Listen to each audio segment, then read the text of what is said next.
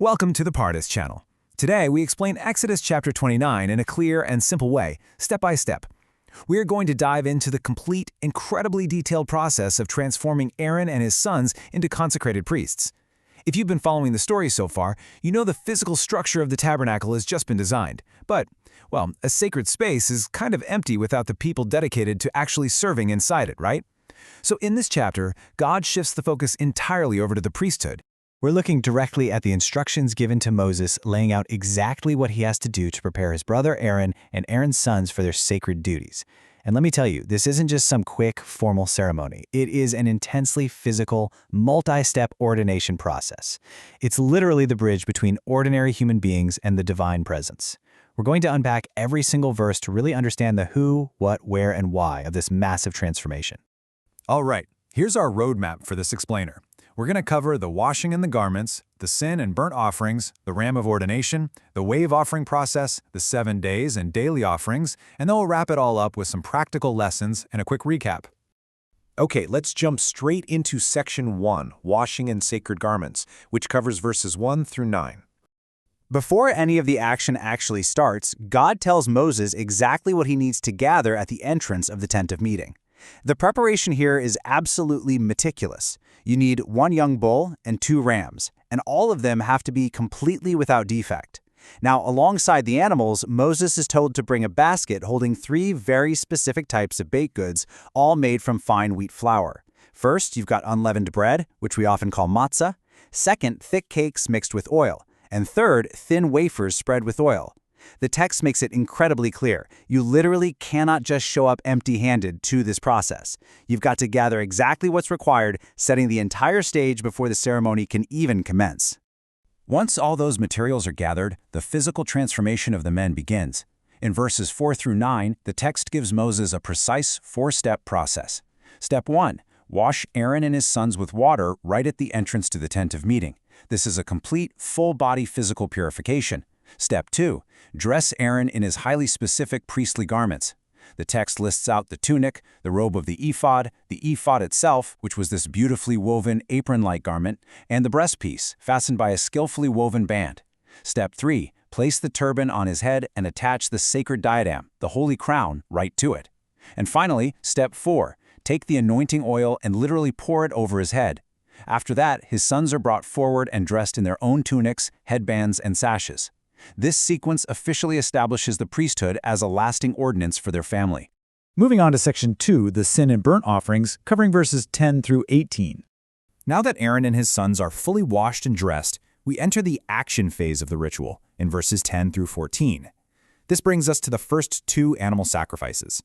The text brilliantly highlights a sharp contrast here between the young bull, which is designated as a sin offering, or chatat in Hebrew, and the first of the 2 rams, which is a burnt offering, or olah. The procedures for these 2 animals are totally different, and understanding this difference is absolutely key to grasping the literal meaning of the chapter. But before either animal is slaughtered, Aaron and his sons have to physically lay their hands on the animal's head. This action is known in Hebrew as semika, and it connects them directly to the offering. It essentially shows that the animal is standing in their place. The really crucial point here is how the text handles the blood and the body of these distinct animals. Take a look at this. For the bull, the chatat or sin offering, Moses is told to take some of its blood with his finger, put it on the horns of the altar, and then pour the rest out at the base. Only the internal fat, the lobe of the liver, and the kidneys are actually burned on the altar. The rest of the bull, the flesh, the hide, the offal, all of it must be taken completely outside the camp and burned in a fire. Because it's a sin offering meant to purify, the bulk of it is entirely removed from the sacred space. But contrast that with the first ram, the olah or burnt offering in verses 15 through 18. For this one, the blood is splashed against all sides of the altar.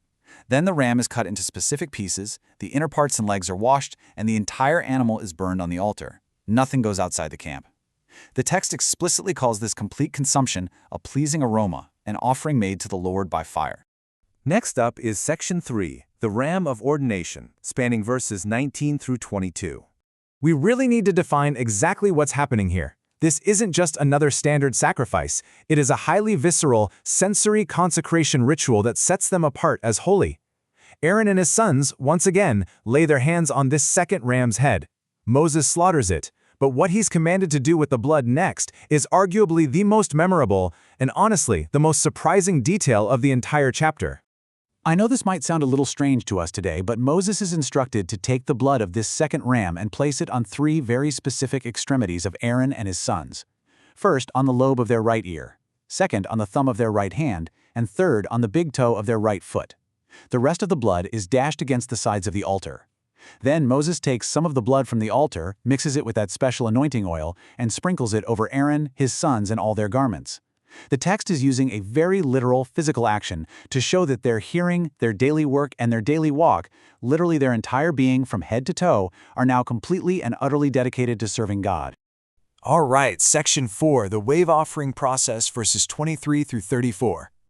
Now, you might be asking yourself, what exactly is a wave offering? The Hebrew word for it is tenufa, and it involves a literal physical motion of presenting something to the Lord. You elevate it and literally wave it before it's either consumed on the altar or eaten by the priests. This step actually combines portions of that ordination ram with the basket of unleavened bread that we gathered way back at the beginning of the chapter. Let's look at the exact steps the text lays out for us. So in verses 23 to 25, Moses is told to take the choicest parts of the ordination ram, the fat tail, the kidneys, and the right thigh. He also takes one of each type of bread from that basket, 1 unleavened loaf, 1 oil cake, and 1 wafer.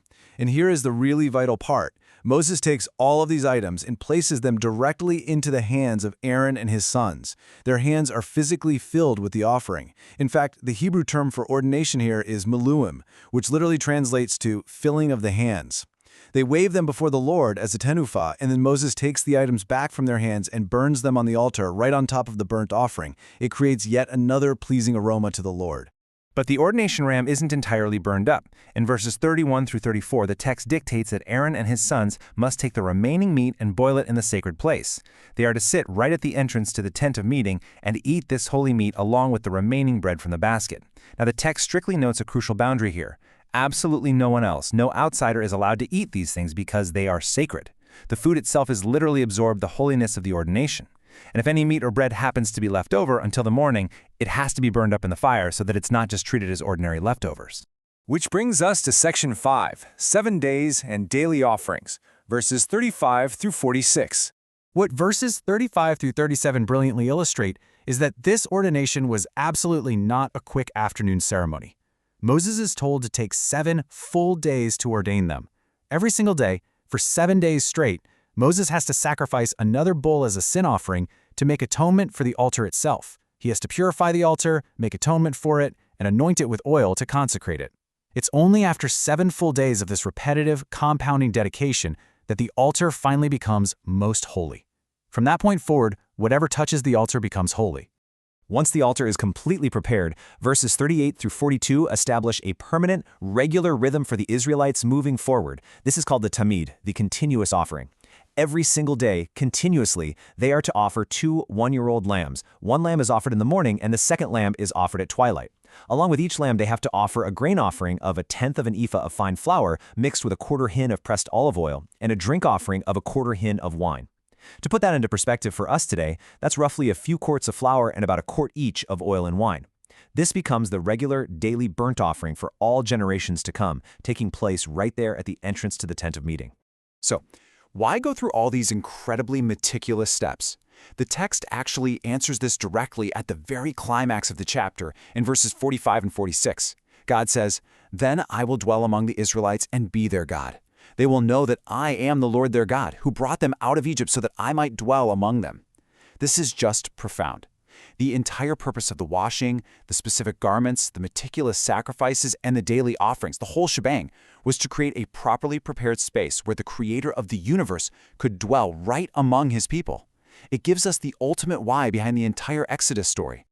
And finally, Section 6, practical lessons and recap. We've covered a lot of ancient textual ground today, so let's zoom out and distill what we've learned. Looking strictly at the plain, literal text, what's known in Hebrew as the Peshat, we see that true transformation is a highly ordered process.